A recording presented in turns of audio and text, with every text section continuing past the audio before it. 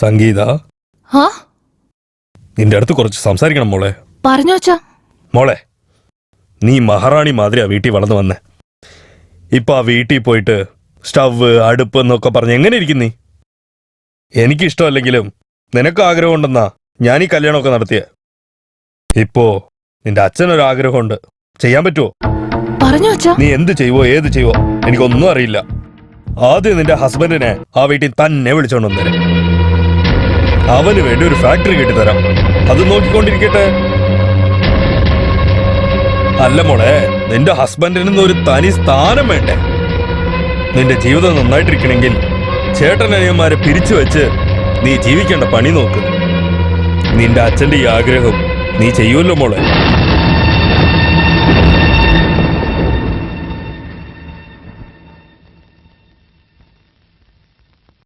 ശരി അച്ഛാ. നല്ലത് മോളെ.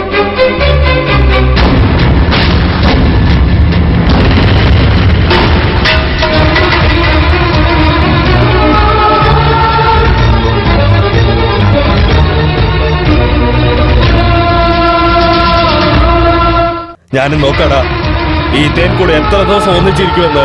ഇങ്ങോട്ട് നോക്ക്. നാളെ നിന്റെ അനിയന്മാരൊക്കെ കല്യാണം ചെയ്ത് ജീവിതം തുടങ്ങുമ്പോ നിന്റെ കൂടെ ഇരിക്കുന്നെന്ന് വിചാരിച്ചോണ്ടിരിക്കുന്നേ.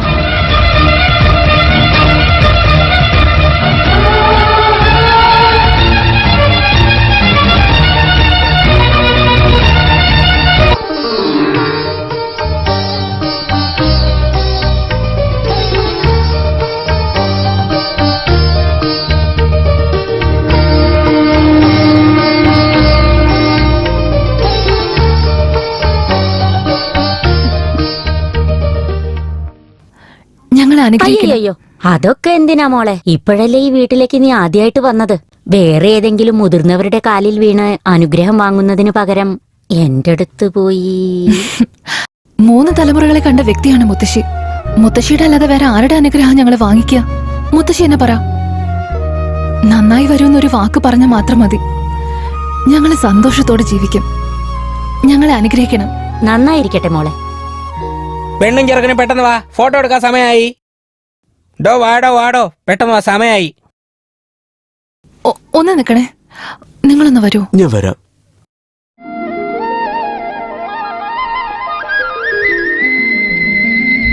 ദൈവം നിങ്ങളെ അനുഗ്രഹിക്കട്ടെ.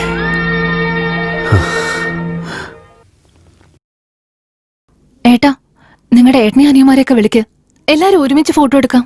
നീ തന്നെ വിളിക്ക്. ഏട്ടാ, ഏട്ടനും വാ. ഞാൻ എന്തിനാ മോളെ, നിങ്ങൾ എങ്ങെടുത്തോ? അങ്ങനെയല്ല, ആദ്യമായിട്ട് ഈ വീട്ടിലേക്ക് വന്നൊരു ഫോട്ടോ എടുക്കല്ലേ. എല്ലാവരും കൂടെ ഒരുമിച്ച് നിന്ന് ഫോട്ടോ എടുക്കുകയാണെങ്കിൽ വളരെ നന്നായിരിക്കും. പിന്നീട് ആ ഫോട്ടോ കാണുമ്പോ ഒരു സന്തോഷം ഉണ്ടാവും. ശരി മോളെ.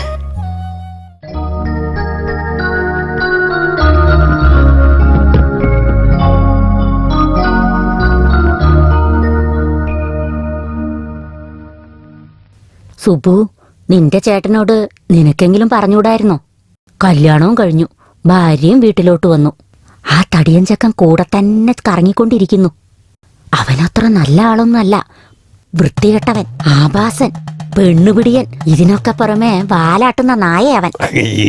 ഓ മുത്തശ്ശി, നിങ്ങൾ ആരോട് സംസാരിക്കുന്നേ? അമ്മമ്മ അതൊന്നും പറഞ്ഞിട്ടില്ല. അമ്മമ്മ വായ തുറന്ന് എന്നെ നന്നായിട്ട് ആശീർവദിച്ചോണ്ടിരുന്നതാ, അല്ലേ അമ്മമ്മ? താൻ ഫോട്ടോ എടുക്കടോ. നീ കുറച്ചടുത്ത് വാ. കുറച്ചുകൂടത്തേക്ക് വരൂ. വാ, കുറച്ചുകൂടത്തേക്ക് വരൂ. നേരെ നിൽക്കൂ.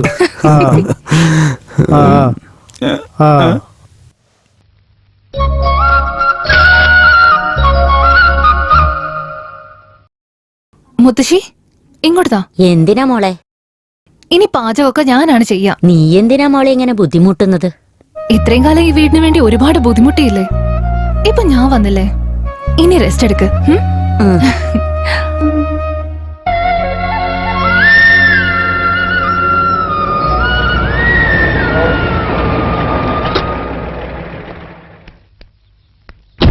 ചെറിയ മേഡം. ആഹാ, എന്താ രാമയ്യ? വലിയ മുതലാളി ഈ സാധനങ്ങളൊക്കെ ഇവിടെ എത്തിക്കാൻ പറഞ്ഞു. എല്ലാ പാത്രത്തിലും നിങ്ങളുടെ പേരുണ്ട് മേഡം. ഇതെല്ലാം തിരിച്ചെടുത്തോണ്ട് പോ. അതെന്തിനാ മേഡം? ഇത്രയും വർഷങ്ങളായിട്ട് ഈ വീട്ടില് ഇത് എന്റെ സാധനമാണ്, എന്റെ പാത്രമാണെന്ന് സഹോദരന്മാർക്കിടയിൽ ഒരു വേർവ്യത്യാസം ഉണ്ടായിരുന്നില്ല. ഇപ്പൊ ഞാൻ ഈ വീട്ടിലേക്ക് വന്നതിന് ശേഷം ഇത് എന്റെയാണ്, എന്റെ പാത്രമാണെന്ന് പറയുന്നതില് എന്ത് ന്യായമുള്ളത്? രാമനെ ലക്ഷ്മണനെയും പോലെ ഉദാഹരണമായിരിക്കുന്ന ഈ കുടുംബത്തില് ഞാൻ ജീവിക്കുകയാണെന്ന് ഓർക്കുമ്പോ എനിക്ക് ഒരുപാട് സന്തോഷം തോന്നുന്നു. ഈ പാത്രങ്ങളൊക്കെ ഇവിടെ കൊണ്ടുവന്ന് വെച്ച് ദയവ് ഇതെന്നെ ഒറ്റപ്പെടുത്തരുത്. ഈ വീട്ടിലൊരു മരുമകളാണെന്ന് ഒരു വിളിപ്പേര് മാത്രം മതി എനിക്ക്. അതല്ലാതെ എനിക്ക് വേറെ ഒന്നും വേണ്ട. ഇവിടെ ഈ പാത്രങ്ങൾ കൊണ്ടുവരുന്നതിൽ എനിക്ക് താല്പര്യമില്ല. ദയവ് ഇത് നിങ്ങളിത് തിരിച്ചു കൊണ്ടുപോകണം. ചെല്ല് രാമയ്യ.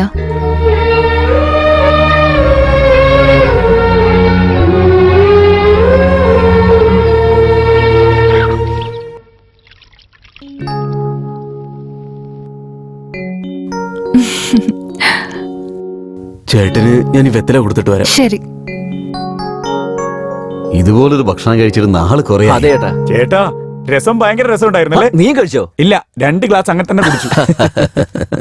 നല്ല രുചി ഉണ്ടായിരുന്നു മോളെ. അല്ല, സാമ്പാറിൽ മോള് പൊടിയിട്ടായിരുന്നോ അതോ മോള് അരച്ചു കൂട്ടിയതാണോ? ഞാൻ അരച്ചത്. അതാ രുചി കൂടാൻ കാരണം. ഞാൻ പറഞ്ഞില്ലായിരുന്നോടാ അരച്ചു കൂട്ടിയതാണെങ്കിൽ രുചി കൂടുമെന്ന്. അതെ. എന്തായാലും വളരെ നന്നായിരുന്നു മോളെ. ഒരു മിനിറ്റ്. ഇപ്പൊ ഒഴുകി.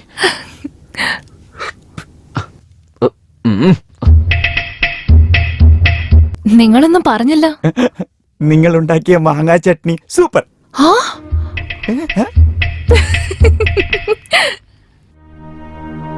മുത്തശ്ശി, വെറ്റിലപ്പാക്ക്. പഴം വേണോ? വേണ്ട.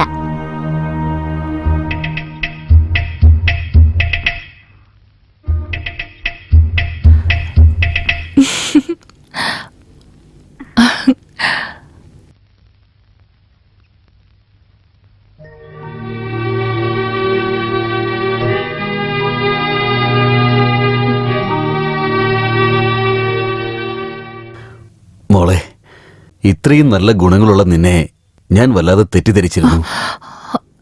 ഏട്ടൻ എന്തേ പറയുന്നേ? കല്യാണ മണ്ഡപത്തിൽ നീ നിന്റെ അച്ഛനോട് സംസാരിക്കുന്ന സമയത്ത് ഞാൻ പുറകിൽ നിൽപ്പുണ്ടായിരുന്നു. എന്നെയും എന്റെ കുടുംബത്തെയും നീ വേർപെടുത്തുമെന്ന് ഞാൻ വല്ലാതെ പേടിച്ചുപോയി. പക്ഷേ പാത്രത്തിലിരുന്നത് പോലും വേർപിരിക്കരുതെന്ന് നീ പറഞ്ഞപ്പോ ഈ വീടിന്റെ ശരിയായ മരുമകൾ നീയാണെന്ന് എനിക്ക് മനസ്സിലായി. എന്റെ അച്ഛൻ എന്നെ ഒരുപാട് ലാളിച്ച വളർത്തിയത്. കയറി ചെല്ലുന്ന വീട്ടില് തന്റെ മകള് കഷ്ടപ്പെടാൻ പാടില്ല എന്ന് ഓർത്ത് ഭർത്താവായിട്ട് ഒറ്റയ്ക്ക് താമസിക്കാൻ പറഞ്ഞു. ആ സമയത്ത് മാതാപിതാക്കളെ തൃപ്തിപ്പെടുത്തുക എന്നുള്ളത് ഒരു മകളുടെ ഉത്തരവാദിത്തം ഓർത്ത് ഞാനും അതിനെ സമ്മതിച്ചു. പക്ഷെ സത്യം പറയുകയാണെങ്കിൽ ഈ വീട്ടിലെ മരുമകളാകാൻ പറ്റിയതിൽ ഞാൻ ഒരുപാട് പുണ്യം ചെയ്തിട്ടുണ്ട്. എന്തുകൊണ്ടാന്ന് വെച്ചാ ഞാൻ ഇന്നുണ്ടാക്കിയ ഭക്ഷണത്തിൽ ഒരല്പം പോലും ഉപ്പല്ലായിരുന്നു. എന്നിട്ടും കേറി വന്ന മരുമകളുടെ മനസ്സ് വിഷമിക്കാൻ പാടില്ലെന്നോർത്ത് സാമ്പാർ കൊള്ളായിരുന്നു, രസം അട്ടിപ്പൊളിയായിരുന്നു എന്നൊക്കെ പറഞ്ഞു. ഇതുപോലൊരു ഭാഗ്യം വേറെ ആർക്കാ കിട്ടുക? എന്താ മോളെ, എല്ലാം നന്നായിട്ട് നടന്നില്ലേ? അതേ ആരല്ല ഞാനും കഴിച്ചത്. അപ്പൊ എനിക്കറിയില്ലേ. ഏട്ടൻ പിന്നെയും കുഴപ്പമില്ല, ഒരു മടിയില്ലാതെ എന്നെ പ്രശംസിച്ചു. പക്ഷെ നിങ്ങളുടെ രണ്ടാമത്തെ അനിയനോ നിങ്ങൾ പറയുന്നതിനൊക്കെ മുമ്പേ വന്ന് മാങ്ങ ചമ്മന്തി അടിപൊളിയായിരുന്നു എന്ന് പറഞ്ഞു. അതിനിപ്പോ എന്തു പറ്റി? ഇന്ന് ഞാൻ ചമ്മന്തി ഉണ്ടാക്കിയിട്ടില്ലായിരുന്നു ഏട്ടാ.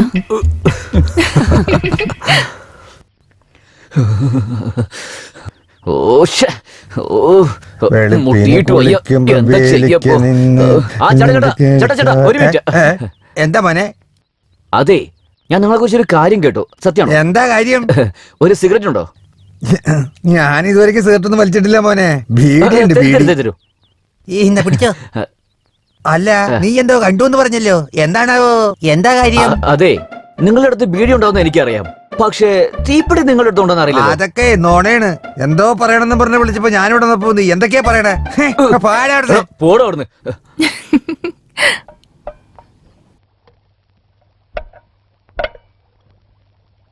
എന്താണാവോ നോക്കുന്നത്? ഒന്നുമില്ല അടുത്തി. ഇതല്ലേ? അല്ലല്ല, ഇതാ. കുഴപ്പമില്ല, വാങ്ങിച്ചോ. താങ്ക്സ് അടുത്തി. ഓ,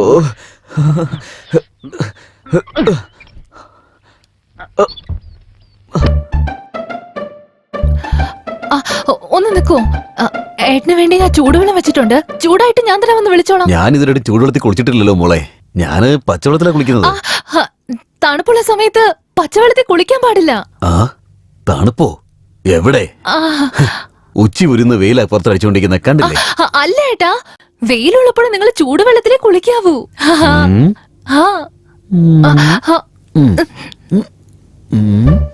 ഓ ചെറിയ മുതലാളിയാണോ? അതിന് നീ കാവൽ. വളരെ നന്നായിട്ടുണ്ട്. നല്ല മനസ്സ്, നല്ല ചേട്ടത്തി. അല്ല, അവൻ എന്താ വലിക്കുന്നത്? ബീഡി. ബീഡി. വളരെ നന്നായിട്ടുണ്ട്. വല്ല കട്ടൻ ബീഡിയൊക്കെ വലിച്ചിട്ട് അവന് ശരീരം കളയരുതെന്ന് പറഞ്ഞേക്ക്. ഇപ്പോ കടയിലേക്ക് നല്ല സിഗരറ്റ് മേടിക്കാൻ കിട്ടുമല്ലോ, അത് മേടിച്ചിട്ട് വലിക്കാൻ പറ. ഞാൻ തന്നാന്ന് പറയണ്ട കേട്ടല്ലോ.